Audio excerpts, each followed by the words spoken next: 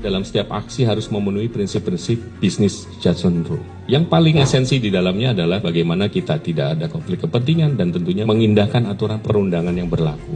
Ke depan akan banyak sekali visi misi yang diturunkan kepada BUMN maupun juga anak perusahaannya melalui sebuah perencanaan, di dalamnya ada strategi dan akhirnya adalah aksi korporasi. Kami sebagai pengurus tidak bisa seorang diri, membutuhkan namanya pertimbangan-pertimbangan hukum yang itu dibantu oleh in-house counsel yang ada untuk memberikan masukan, pertimbangan kepada direksi sebelum mengambil keputusan. Peran dari in-house counsel itu sangat banyak. In-house counsel mengerti tentang KUHP. Sebagai penasihat hukum, in-house counsel itu mempunyai analisa yang baik. Jadi tidak semata-mata apa yang dilakukan oleh in-house counsel itu bisa kita tetapkan bahwa yang dilakukannya itu salah. Dalam hukum pidana ada dua kunci utama, yaitu actus reus dan mens rea.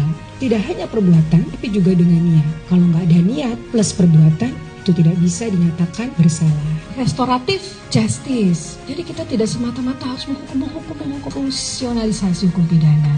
Tujuannya itu sebetulnya untuk melindungi kepentingan hukum, masyarakat, perseorangan akibat pelanggaran yang dilakukan. In-house counsel ini harus kita perkuat supaya kinerja Jasara Harja itu bisa mewujudkan misinya. Misi utama dari Jasa Harja ini mulia sekali. Tangan kanan dan kiri dari negara untuk mengimplementasikan amanat Undang-Undang Dasar.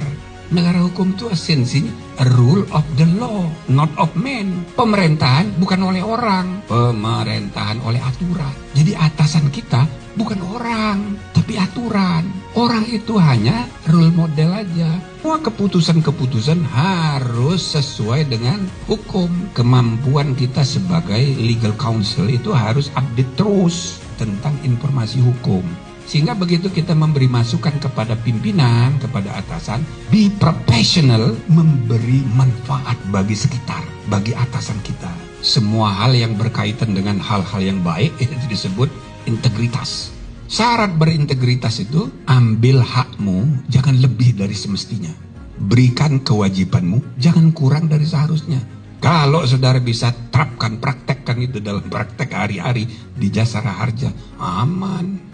Tentunya ini harus dimitigasi dengan baik, kita bisa mendapatkan sebuah pandangan, sebuah masukan, induksi, bagaimana kita harus bersikap, dan tentunya counsel ini bisa berperan membantu proses pengambilan keputusan dari direksi. Santunan kecelakaan.